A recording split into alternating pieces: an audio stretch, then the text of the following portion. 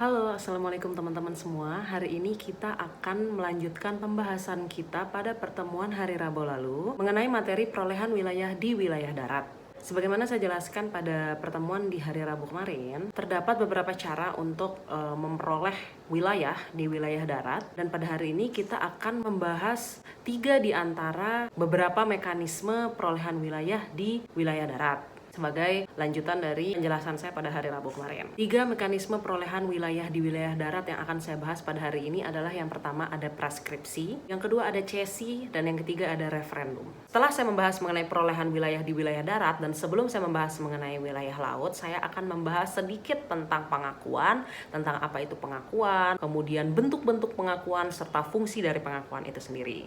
Baru kemudian saya beranjak kepada pembahasan mengenai wilayah laut, yang mana pada hari ini saya akan membahas mengenai pembagian zona maritim menurut United Nations Convention on the Law of the Sea atau Konvensi Hukum Laut PBB atau UNCLOS 1982, dan selanjutnya kita akan membahas mengenai masalah kelautan di Indonesia. Mengenai materi wilayah udara, saya akan memberikan kalian penugasan karena tidak akan muat kalau misalkan semuanya saya rangkum dalam satu pertemuan, dan hitung-hitung juga sebagai pengganti tugas saya yang kemarin saya batalkan. Saya akan memberikan kalian tugas untuk membuat suatu paper ilmiah, tapi mengenai topik dan detail penugasan akan saya kirimkan melalui WhatsApp group. Kita langsung beranjak aja ke materi yang akan kita bahas pada hari ini. Preskripsi pada dasarnya merupakan perolehan wilayah oleh suatu negara akibat pelaksanaan secara damai suatu kedaulatan de facto dalam jangka waktu yang lama atas wilayah yang sebenarnya secara de jure itu masuk ke dalam kedaulatan wilayah negara lain. Artinya, suatu negara yang sedang melakukan preskripsi itu sedang menguasai secara fisik suatu negara yang secara hukum itu masih menjadi milik dari negara lain. Pada prinsipnya, antara preskripsi dengan okupasi yang saya sudah jelaskan pada pertemuan yang lalu, ini mereka memiliki beberapa keterkaitan, karena kan intinya mereka itu sama-sama merupakan penguasaan secara efektif terhadap suatu wilayah. Letak perbedaan antara preskripsi dengan okupasi hanya pada posisi kepemilikan atas wilayah yang diduduki. Dalam hal preskripsi, wilayah yang akan dikuasai adalah wilayah berdaulat milik dari negara lainnya. Dalam hal preskripsi, wilayah yang hendak dikuasai merupakan wilayah milik negara berdaulat lainnya. Sedangkan pada okupasi, itu wilayah yang hendak dikuasai adalah wilayah yang berstatus terra nullius. Dalam kasus Namibia versus Botswana, pengadilan menekankan bahwa preskripsi itu dilakukan dengan syarat penguasaan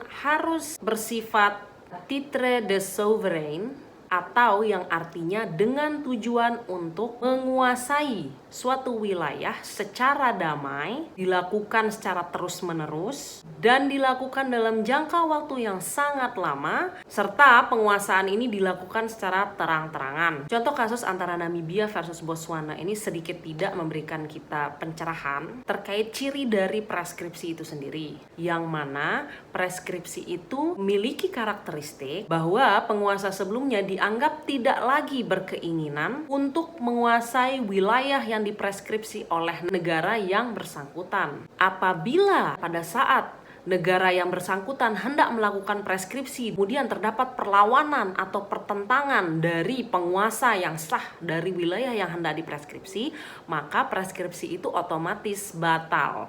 Jadi selain adanya kontrol yang efektif terhadap negara yang hendak dipreskripsi, negara yang hendak dipreskripsi juga harus melakukan pengakuan terhadap preskripsi yang akan dilakukan oleh negara yang bersangkutan. Jadi kalau misalkan ada negara A dan negara B. Negara A ini hendak mempreskripsi negara B. Kemudian ketika negara B ini melawan, oh enggak, saya enggak mau dipreskripsi. Saya ini masih berdaulat, masih mau menguasai wilayah saya gitu. Otomatis preskripsi yang hendak dilakukan oleh negara A itu batal, tidak bisa dilanjutkan.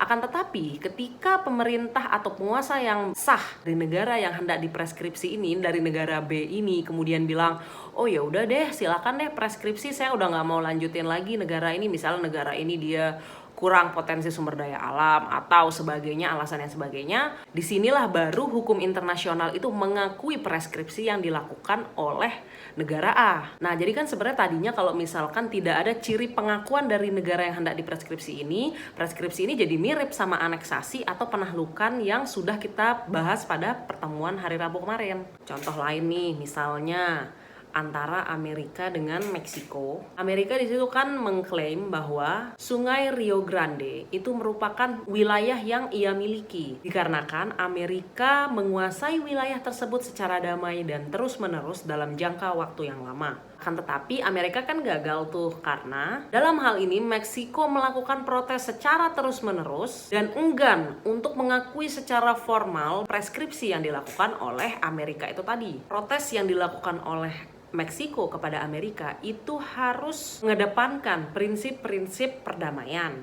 Karena memang hukum internasional itu sendiri kan memang dia mengedepankan prinsip-prinsip perdamaian. Tidak menggunakan kekerasan, tidak menggunakan peperangan. Protes bisa diajukan ke Mahkamah Internasional atau bisa minta ditengahi oleh PBB atau juga bisa melalui cara-cara diplomatik lainnya. Selain preskripsi, perolehan wilayah darat juga bisa dilakukan dengan cara cesi. Cesi merupakan cara perolehan wilayah darat melalui proses peralihan hak dari satu negara ke negara yang lain. Cesi dapat dilakukan dengan sukarela, dapat juga dilakukan dengan cara kekerasan. Contohnya yang kekerasan, misalnya ketika suatu negara itu kalah dalam peperangan dan sebelum mereka berperang mereka itu menandatangani atau menyepakati perjanjian bahwa negara dari si yang kalah ini atau wilayah dari si yang kalah ini harus diserahkan kepada yang menang ketika nanti si yang kalah ini kalah dalam peperangan. Ketika A sama B sedang berperang, mereka tuh menandatangani perjanjian bahwa kalau misalkan nanti kamu kalah, kamu harus kasih wilayah kamu ke saya ya, oke gitu misalnya. Ternyata si B kalah. Nah, ketika si B kalah, otomatis wilayah yang dimilikinya itu harus beralih kepada si A, kepada negara si A. Ini contohnya agak-agak mirip dengan pemberlakuan perjanjian Potsdam antara sekutu dengan Jepang. Waktu itu Jepang ketika ia kalah dalam peperangan, Jepang diminta untuk memberikan wilayah yang sedang ia kuasai atau mengembalikan wilayah yang sedang ia kuasai kepada penguasa sebelumnya. Yang notabene-nya Jepang harus mengembalikan Indonesia kepada Belanda. Nah, hal ini tidak terjadi karena menurut pendapat saya, yang diperjanjikan atau yang diserahkan itu adalah negara lain.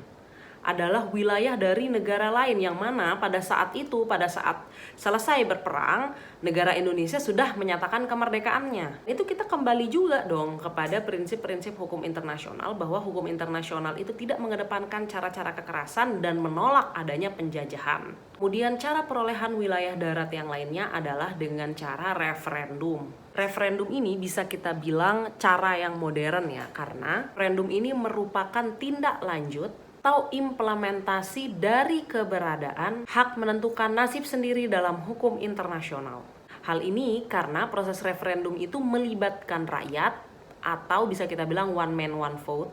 Apakah rakyat ini mau merdeka? Apakah rakyat ini mau menguasai wilayah yang sedang mereka duduki?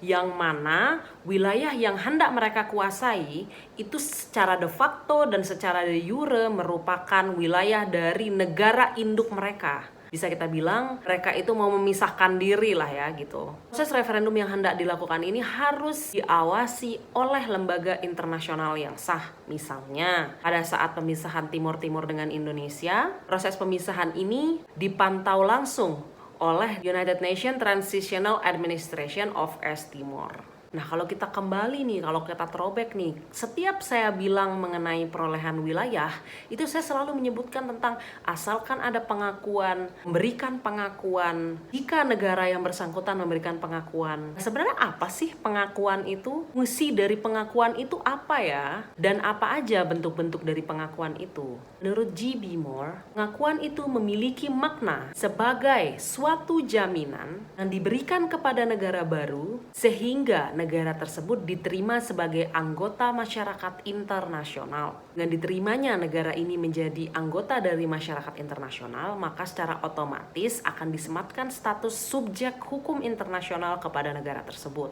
Dari definisi ini kita kemudian bisa menarik apa sih fungsi dari pengakuan itu? Dalam hal ini pengakuan berfungsi untuk memberikan tempat yang sepantasnya ada suatu negara atau kepada pemerintahan yang baru berdiri sebagai anggota masyarakat internasional. Dengan demikian bisa kita bilang bahwa negara yang baru berdiri itu baru akan memiliki hak dan kewajiban secara internasional apabila negara tersebut resmi mendapatkan pengakuan dari negara-negara lain.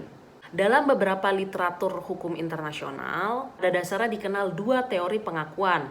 Yang pertama teori konstitutif dan yang kedua teori deklaratif. Dalam teori konstitutif, kemukakan bahwa di mata hukum internasional, suatu negara itu dikatakan lahir apabila negara tersebut mendapatkan pengakuan secara resmi dari negara-negara lain. Pendukung utama dari teori ini adalah Lauterbach yang menyatakan bahwa state is and becomes international person through recognition only and exclusively. Selanjutnya Lauterbach juga menegaskan bahwa statehood alone does not imply membership of the family nations. Untuk menguatkan sifat hukum dari perbuatan pengakuan, Lauterbach juga menyatakan bahwa pengakuan itu sifatnya quasi-judicial duty dan bukan merupakan an act of arbitrary discretion atau a political concession.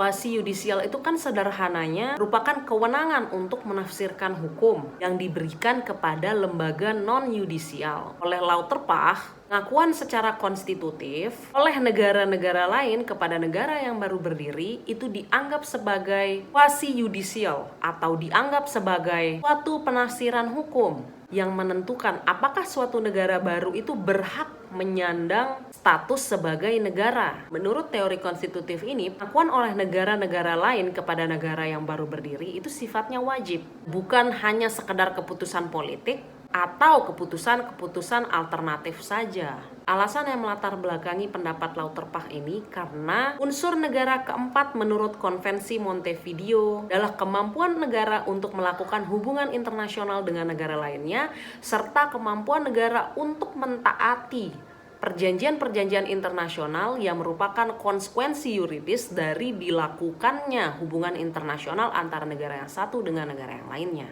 Kalau suatu negara baru tidak dibekali oleh pengakuan secara konstitutif, secara otomatis negara itu tidak akan bisa melakukan hubungan internasional dengan negara lain tuh. Nah, dengan demikian sebagai konsekuensi yuridisnya, negara tersebut tidak bisa memenuhi unsur-unsur sebagai negara bagaimana diaturkan dalam Konvensi Montevideo. Selanjutnya, teori pengakuan yang kedua adalah teori deklaratif. Dalam teori ini, pengakuan tidak menciptakan suatu negara, karena menurut teori ini, suatu negara itu lahirnya berdasarkan fakta atau situasi yang murni. Kemampuan dari lahirnya suatu negara ini secara hukum ditentukan oleh usaha-usaha serta keadaan-keadaan yang nyata yang melatar belakangi dari berdirinya suatu negara yang bersangkutan. Jadi berdirinya suatu negara itu bukan karena pengakuan dari negara lain. Suatu negara itu berdiri karena bangsa dari negara itu mengusahakan dan memutuskan bagaimana caranya nih kita mendirikan suatu negara. Mereka tidak perlu menunggu pengakuan dari negara lain untuk dapat dinyatakan sebagai negara. Menurut teori ini, ketika suatu negara lahir, maka secara otomatis negara tersebut menjadi bagian dari masyarakat internasional. Pengakuan yang diberikan oleh negara-negara itu pada dasarnya memiliki beberapa bentuk. Yang pertama, ada pengakuan secara kolektif. Pengakuan suatu negara dalam kategori ini bisa berupa deklarasi bersama negara-negara kepada negara yang baru mereka akui. Misalnya, pengakuan oleh negara-negara di Eropa secara kolektif pada tahun 1992 terhadap negara-negara yang berasal dari pecahan Yugoslavia. Negara-negara itu adalah Bosnia dan Herzegovina, kemudian Kroasia dan Slovenia. Bentuk pengakuan negara yang kedua adalah pengakuan secara terang-terangan. Selain terang-terangan, pengakuan ini juga diberikan secara individual. Pengakuan ini merupakan pengakuan yang diberikan oleh pemerintah atau badan yang berwenang di bidang hubungan luar negeri di suatu negara. Pengakuan secara individual atau terang-terangan ini dilakukan melalui beberapa cara, misalnya nih dengan cara memberikan nota diplomatik, melalui pernyataan tertentu dari pemerintah, bisa juga melalui perjanjian internasional, atau melalui telegram. Pada umumnya, ketika suatu negara secara individual mengakui lahirnya negara baru, pengakuan ini hanya berlaku antara kedua negara itu saja. Beberapa contoh dari pengakuan secara individual yang melalui perjanjian internasional adalah yang pertama, itu ada pengakuan Jepang terhadap Korea tanggal 8 September 1951 melalui pasal 12 Peace Treaty. Kemudian yang kedua, itu ada pengakuan timbal balik antara Italia dengan Takhta Suci Vatikan melalui pasal 26 Lateran Treaty 14 Februari 1929. Kemudian selanjutnya ada bentuk pengakuan yang ketiga, yaitu pengakuan secara diam-diam. Jadi pengakuan secara diam-diam ini dilakukan jika suatu negara mengadakan hubungan diplomatik dengan pemerintah baru atau negara baru dengan cara mengirimkan wakil diplomatik mereka bertujuan untuk mengadakan suatu perjanjian internasional dengan pejabat resmi atau pemerintah setempat. Misalnya antara Amerika Serikat dengan Cina, walaupun Amerika Serikat tidak mengakui kehadiran Cina, tapi semenjak tahun 1955, Amerika telah mengadakan perundingan-perundingan tingkat duta besar di Jenewa dengan Cina. Hal ini diikuti dengan dibukanya kantor-kantor penghubung di kedua negara sejak akhir Mei tahun 1973. Dengan dilakukannya perundingan-perundingan seperti ini, walaupun tidak ada pernyataan formal yang menyatakan bahwa Amerika Serikat mengakui keberadaan Cina, kan tetapi secara tidak langsung Amerika berarti sudah mengakui bahwa Cina itu adalah negara. Cina itu adalah negara yang bisa melakukan hubungan internasional dengan Amerika. Kemudian ada bentuk lain dari pengakuan, yaitu pengakuan bersyarat. Pengakuan bersyarat ini merupakan pengakuan yang diberikan oleh suatu negara kepada negara yang belum diakuinya, tetapi pengakuan itu disertai dengan syarat-syarat tertentu yang harus dipenuhi oleh negara tersebut, sehingga negara tersebut bisa mendapatkan pengakuan dari negara yang hendak mengakuinya. Pengakuan bersyarat ini memiliki dua macam. Yang pertama, pengakuan akan diberikan kepada negara tersebut apabila syarat-syarat sudah terpenuhi. Yang kedua, pengakuan dulu yang diberikan, kemudian syarat-syaratnya menyusul. Dalam bentuk yang pertama, pengakuan tidak perlu diberikan apabila syarat-syarat itu tidak berhasil dipenuhi oleh negara yang hendak diakui. Sedangkan bentuk yang kedua, kalau pengakuannya udah diberikan, kemudian syaratnya menyusul, kemudian syarat-syarat ini tidak dipenuhi, maka tidak terpenuhinya syarat-syarat ini menjadi landasan bagi negara yang memberikan pengakuan untuk melakukan suatu pemutusan hubungan diplomatik dengan negara yang hendak diakui tersebut. Contoh dari pengakuan ini adalah pengakuan oleh Amerika kepada Soviet melalui ditandatanganinya perjanjian Litvinov pada tahun 1933, yang mana perjanjian ini berisi bahwa Soviet itu harus membayar seluruh tuntutan tangan Amerika Serikat apabila ia hendak diakui sebagai negara oleh Amerika Serikat.